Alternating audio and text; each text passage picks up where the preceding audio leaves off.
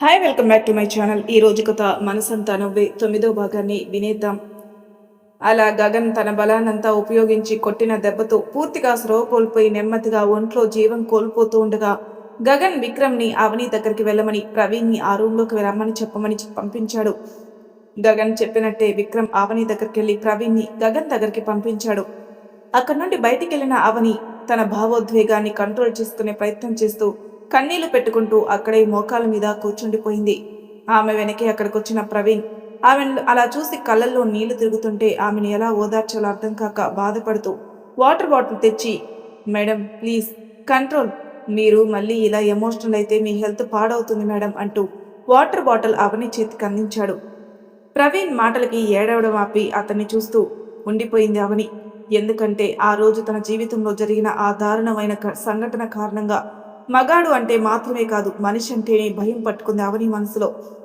అలాంటి తన భయాన్ని దూరం చేసిన మొదటి వ్యక్తి గగన్ అయితే రెండవ వ్యక్తి విక్రమ్. అలాంటి అరుదైన మనుషులు ఇంకా ఉంటారా అని నిరూపిస్తూ ఇప్పుడు ప్రవీణ్ అనిపించింది అవని మనసుకి. దాంతో అతని మాటలకి అతనిపై అభిమానం ఇంకా పెరిగింది అవని మనసులో. దానికి కారణం అతను ఆమె పరిస్థితికి గగన్ విక్రమ్ లానే జాలి చూపించట్లేదు, సాటి మనిషిలా రియాక్ట్ అవుతున్నాడు. అందుకే అవని ప్రవీణ్ని చూస్తూ ఉండగా విక్రమ్ వచ్చి గగన్ని పిలుస్తాడు అని చెప్పడంతో అతను జాగ్రత్త మేడం అంటూ వెళ్ళిపోయాడు. ప్రవీణ్ అలా వెళ్ళగానే అవని ఉన్న పొజిషన్ చూస్తున్న విక్రమ్కి అవని ఎంత మానసిక సంఘర్షణకి గురవుతుందో అర్థమై ఆమె పరిస్థితికి అతనికి కూడా కళ్ళల్లో నీళ్లు తిరుగుతుంటే కష్టంగా అదిమి పెట్టుకుని అవని ఎదురుగా మోకాల మీద కూర్చొని ఆమె కన్నీళ్లను తుడిచి ఆమె చేతిలో వాటర్ బాటిల్ తీసుకుని నెమ్మదిగా అవని ఫేస్ క్లీన్ చేసి తన పాకెట్లో ఉన్న కర్చీఫ్ తీసి నీట్గా అవని ఫేస్ అంతా తుడిచి వాటర్ తాగరా అంటూ ఆ బాటిల్ ఆమె నోటికి అందించాడు విక్రమ్. ఆ క్షణం అవని విక్రమ్ చూపించిన ఆప్యాయతకి అతనిలో తన చిన్నతనంలోనే తనని విడిచిపెట్టి వెళ్ళిపోయిన తన తల్లి కనిపించింది అవనికి. దాంతో అవని భావోద్వేగానికి గురవుతూ అమ్మా అంటూ విక్రమ్ గుండెల్లో ఒదిగిపోయింది.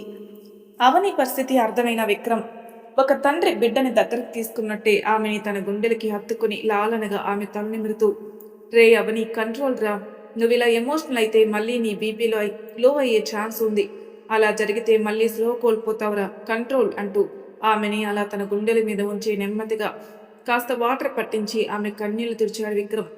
కాసేపటికి గగన్ ప్రవీణ్తో మాట్లాడి వీళ్ళ దగ్గరికి రాగానే ముగ్గురు కలిసి తిరిగి ఇంటికి బయలుదేరారు. అవని నిన్నట్లా కాకుండా ఈరోజు తన ఎమోషన్స్ బ్యాలెన్స్ చేసుకోవడంతో ఆమెలో పెరుగుతున్న ధైర్యం ఆత్మవిశ్వాసం చూసి చాలా సంతోషంగా అనిపించింది గగన్కి. ఇంటికి చేరుకోగానే హాల్లోనే ఆగిపోయిన అవనిని చూసి ఆమె చూస్తున్న వైపు చూస్తున్న విక్రమ్కి విషయం అర్థమై ఆమెని తీసుకెళ్లి సోఫాలో కూర్చోబెట్టాడు. అవని మాత్రం ఆమె చూపు తిప్పకుండా హాల్లో ఆన్లో టీవీ టీవీలో న్యూస్ చూస్తూ ఉంది. న్యూస్లో పోలీసుల నుండి అందిన సమాచారం ప్రకారం సిటీ అవుట్స్కట్స్లో గుర్తుపట్టని విధంగా ఒక వ్యక్తిని చిత్రహింసలు పెట్టి చంపడమే కాకుండా అతని బాడీ నీలిరంగులోకి మారేలా అతని బాడీకి ఏదో డ్రగ్ ఇంజెక్ట్ చేశారు. అతని దగ్గర పోలీసులకు దొరికిన పర్సనల్ థింగ్స్ వల్ల అతను మినిస్టర్ కృష్ణమనాయుడు గారి అబ్బాయి రాహుల్ అని పోలీసులు గుర్తించారు. అంతేకాకుండా అతని పాకెట్లో ఒక లెటర్ దొరికినట్టు పోలీసులు మీడియాకి వెల్లడించారు. పోలీసులు అందించిన ఇన్ఫర్మేషన్ ప్రకారం మీడియా ఆ ప్రింటెడ్ లెటర్ స్క్రీన్ మీద చూపిస్తుంది. ఆ లెటర్లో ఏముందంటే, వీడు కూడా నేను చంపిన 18 మందిలానే ఎంతో మంది ఆడపిల్ల జీవితంలో ఆడుకున్న నీచుడు, ఎంతో మంది ఆడపిల్లల ఘోష వీడికి తగిలింది కాబట్టే మిగిలిన వాళ్ళలా కాకుండా వీడికి చావుని స్పెషల్గా ఇచ్చాను. ఇలా ఆడపిల్లల జీవితాల్లో ఆడుకునే వీడిలాంటి వాళ్ళని నేను పని కట్టుకుని శిక్షించేది వీళ్ళని చూసైనా మిగిలిన వాళ్ళు మారుతారని. కానీ మన సమాజంలో మార్పు అంత సులభంగా కాదని రోజు ఎవరో ఒకరు నిరూపిస్తూనే ఉన్నారు. అందుకే ఈ విషయంలో నేను కూడా మారదలుచుకోలేదు. ఇలాంటి దారుణాలు కొనసాగుతున్న నాళ్ళు ఆ దారుణాలు చేసిన వాళ్ళని నేను ఇలా శిక్షిస్తూనే ఉంటాను. ఇట్లు ఆకాశ రామన్న. టీవీలో ఆ లెటర్ చూసిన అవనికి కొన్ని నెలల క్రితం నుండి తన జీవితంలో జరిగినట్టుగానే ఎవరో ఒక ఆడపిల్ల జీవితంలో ఆడుకున్నందుకు శిక్షగా వారిని చంపి ఇలానే ఏదో ఒక ప్లేస్లో పడేస్తూ ఆ బాడీ పోలీసులకు దొరికాక వాళ్ళ దగ్గర దొరికిన లెటర్లో పేరు ఆకాశరామన్న. ఈ ఆకాశరామన్న కారణంగా అప్పటి నుండి సిటీ ఇలాంటి దారుణాలలో తగ్గాయనే చెప్పుకోవాలి. అప్పట్లో ఈ న్యూస్ టీవీలో చూసి ఈ ఆకాశరామన్న ఎవరో కాని ఆడపిల్లల పాలిట దేవుళ్లా మారాడనుకున్నావని ఇప్పుడు ఆ ఆకాశరామన్న గగనే అని తెలియగాని నిజంగా అతనికి చేతులెత్తి మొక్కినా తప్పు లేదనిపించిన అవనికి. అంతేకాకుండా నిస్వార్థంగా ఎలాంటి భయం లేకుండా ఇలాంటి వాళ్ళని శిక్షిస్తున్నందుకు అతనిపై ఎనలేని అభిమానం పెరిగింది అవని మనసులో. టీవీ చూస్తున్న రామచంద్ర గారు జానకి గారు ఇచ్చిన కాఫీ తాగుతున్న గగన్ని చూస్తూ, గన ఎప్పట్లానే ఈ కేసుపై మళ్లీ ప్రెషర్ పెట్టే ఛాన్సెస్ ఉన్నాయి.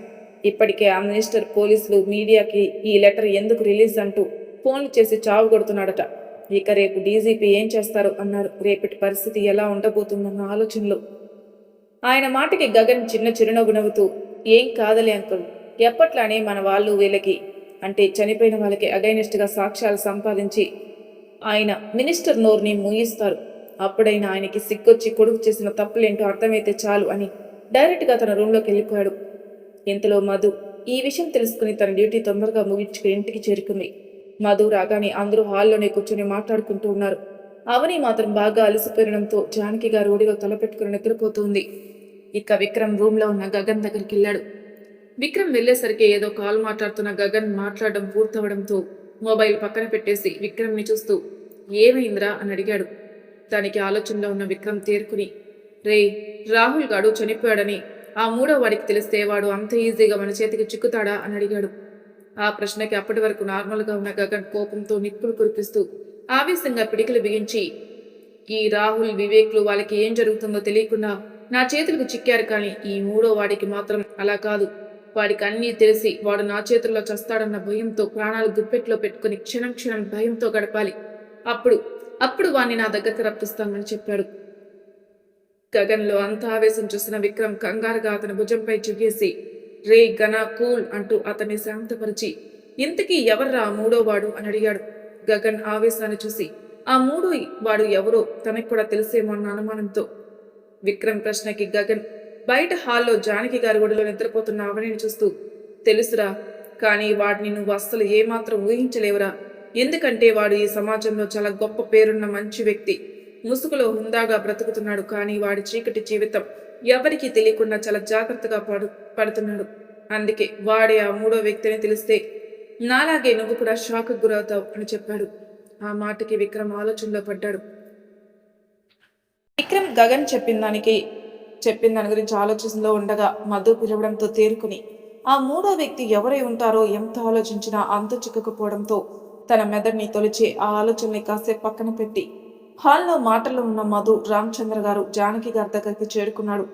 జానకి గారి ఒడిలో నిద్రపోతున్న అవనిని చూస్తూ ఆమెను మొదటిసారి చూసినప్పుడు ఆమె మొహంలో ఉన్న తేజస్సు ఇప్పుడు లేకపోవడంతో ఏదో తెలియని ఫీలింగ్ తనని చుట్టేసరికి ఒక్కసారిగా కళ్ళల్లో నీళ్లు తిరిగాయి విక్రమ్కి.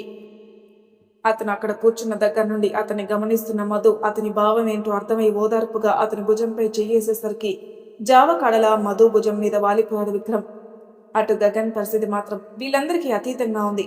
ఒక పక్కన అవని వీటన్నిటి నుండి కోలుకుంటుందన్న సంతోషమైతే మరోపక్క అవని పూర్తిగా మునిపటిలా మారగలుగుతుందా అన్న భయం, మరో భయం. ఇలా రకరకాల ఆలోచనల నడుమ కష్టంగా ఆ రోజుని ముందుకు నెట్టేశారందరూ. మరుసటి రోజు యథావిధిగా ఉదయాన్నే లేచిన గగన్ తన ఎదురుగా ఉన్న బెడ్ మీద ఇంకా నిద్రలో ఉన్న అవనిని చూస్తూ వెళ్ళి ఆమె పక్కన కూర్చొని ప్రేమగా ఆమె తల నిమురుతూ మెల్లగా, నిన్ను ఇంత బాధ పెట్టిన ఆ మూడో వాడికి శిక్ష వేశాక నువ్వు నన్ను మళ్ళీ ఒంటరి వాడిని చేసేసి వెళ్ళిపోతావా అని అడిగాడు, కళ్ళల్లో నీళ్లు తిరుగుతుంటే బాధగా. కాసేపటికి గగన్ ఫ్రెష్ అయి వచ్చి జానకి గారిని నిద్రలేపి రెడీ అవ్వమని చెప్పమని తను ఆ రూమ్ నుండి బయటకొచ్చి అప్పటికే విక్రమ్ని రెడీ అయి ఉండమని మెసేజ్ చేయడంతో విక్రమ్ తన కోసమే వెయిట్ చేస్తూ కనిపించాడు. గగన్ విక్రమ్ని తీసుకొని ఆ వేర్ హౌస్కి బయలుదేరాడు. దారంతా ఇద్దరు భిన్నమైన ఆలోచనతో సతమతమవుతూనే ప్రయాణం సాగించారు. వీళ్ళ వేర్ హౌస్కి చేరుకునేసరికి వీళ్ళ కోసం ఎదురు చూస్తున్న ప్రవీణ్ వీళ్ళకి ఎదురొచ్చాడు. గగన్ అక్కడి నుండి ప్రవీణ్తో పాటు లోపలికి నడుస్తూ, ఆల్ ఓకే కదా ప్రవీణ్ అని అడగడంతో అతను అంతా ఓకే అని చెప్పాడు. విక్రమ్కి వీళ్ళ కోడ్ లాంగ్వేజ్ అర్థం కాకపోయినా జరిగేది మౌనంగా చూస్తూ ఉన్నాడు. అలా ప్రవీణ్తో పాటే ఆ రూమ్లోకి అడుగుపెట్టిన గగన్ కళ్ళు ఎర్రబడి పిడికిలు బిగిస్తే విక్రమ్ మాత్రం షాక్తో బిగుసుకుపోయాడు. చైర్కి కట్టుకున్న వ్యక్తిని చూసి విక్రమ్ తేరుకునేసరికి గగన్ ఆ వ్యక్తికి తను ఇవ్వాల్సిన ట్రీట్మెంట్ ఆల్రెడీ స్టార్ట్ చేసేశాడు. ఆ వ్యక్తిని కొట్టకుండా ఒళ్ళంతా కరెంట్ షాక్ ఇస్తూ మధ్య మధ్యలో గ్యాప్ ఇస్తూ కాలి వేలపై స్థితితో కొడుతూ తిరిగి వాటిపై ఐస్ పెడుతూ ప్రత్యక్ష నరకం ఇక్కడే భూమి మీదే చూపించడం మొదలుపెట్టాడు గగన్ పోలీస్ కాబట్టి క్రిమినల్స్కి అతనిచ్చే ట్రీట్మెంట్ ఇలానే ఉంటుందని సర్ది చెప్పుకున్నా చైర్కి కట్టేస్తున్న వ్యక్తిని చూస్తున్నప్పుడు గగన్ కళ్ళల్లో కనిపిస్తున్న చీదరింపు, అసహ్యం ఈ 2 రోజులుగా రాహుల్ వివేక్లను శిక్షించినప్పుడు వేరేలా ఉండడంతో విక్రమ్కి అసలు అక్కడ ఏం జరుగుతుందో కూడా అర్థం కాలేదు. కాసేపటికి గగన్ తన ట్రీట్మెంట్కి బ్రేక్ ఇచ్చి ఇంకా అయోమయంలో ఉన్న విక్రమ్ని కదుపుతూ, రే విక్కీ, వాడు వీక్ అవ్వకుండా ఇంజెక్షన్ ఇవ్వు అని చెప్పడంతో మారు మాట్లాడకుండా అప్పటికే గగన్ ఇచ్చిన ఆ షాక్ ట్రీట్మెంట్కి స్లో కోల్పోయిన ఆ వ్యక్తికి ఇంజెక్షన్ ఇచ్చాడు విక్రమ్. కాసేపటికి ఆ రూమ్ నుండి బయటకు వచ్చిన గగన్ తన వైపే చూస్తున్న విక్రమ్ని చూస్తూ, నేను నీకు ముందే చెప్పాను కదరా, ఆ 3వ వ్యక్తి గురించి తెలిస్తే నువ్వు నమ్మలేవని. వాడు ఈ వీరన్ సేతియా అని నువ్వు ఇప్పటికీ నమ్మలేకపోతున్నావు కదూ అని అడిగాడు ఇంకా డైలమాలో ఉన్న విక్రమ్ని చూస్తూ. ఆ ప్రశ్నకు విక్రమ్, అవునరా, అసలు ఆ వీరేన్ ఇలా చేయడం ఏంటి? వాడు చనిపోయిన వాళ్ళ నాన్నగారి పేరుని నిలబెడుతూ సమాజంలో మంచి గుర్తింపుతో బ్రతుకుతున్నాడు కదరా గణ, వీడికేం రోగం ఇలా చేయడానికి అని అడిగాడు ఈసారి కాస్త కోపంగా. ఆ మాటకి గగన్ నవ్వుతూ, అది వాడు వేసుకున్న ముసుగురా విక్కీ, వాడును ఊహిస్తున్న దానికంటే డేంజరస్ క్రిమినల్. అసలు వీడు చేస్తున్న బిజినెస్ ఏంటో చెప్పు అని అడిగాడు. దానికి Vikram, ice creams, energy drinks, milk products, ఇలా ఇంకా చాలానే ఉన్నాయి.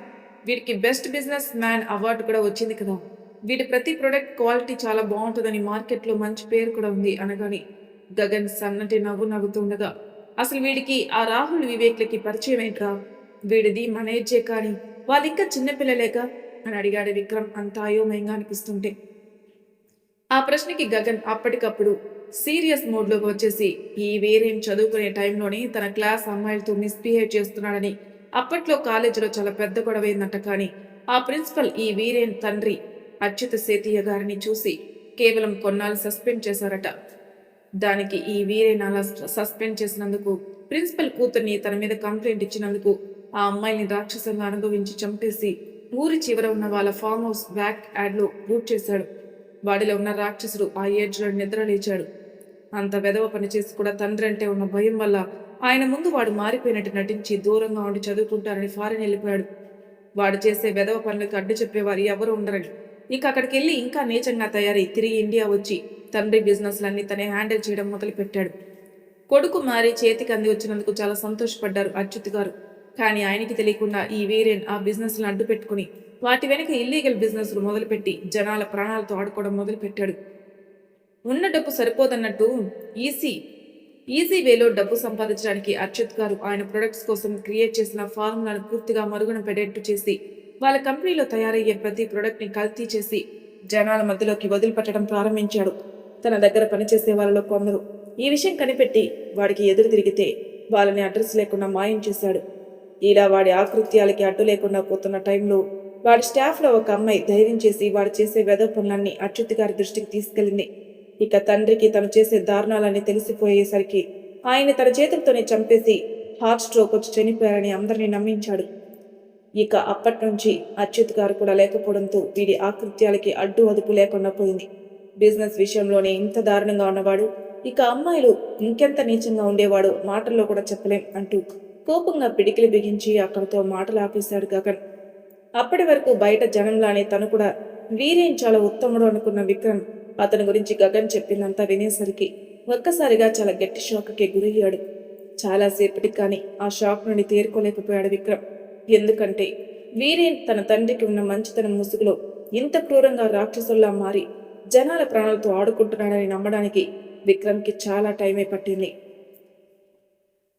మరి తర్వాయి భాగంలో ఏం జరుగుతుందో నెక్స్ట్ ఎపిసోడ్లో తెలుసుకున్నాను. అంతవరకు నా ఛానల్ సబ్స్క్రైబ్ చేయను. ప్లీజ్ సబ్స్క్రైబ్ చేసుకోండి, లైక్ చేసి షేర్ చేయండి. మీ అభిప్రాయం నాకు కామెంట్ రూపంలో తెలియజేయండి. Thank you for listening.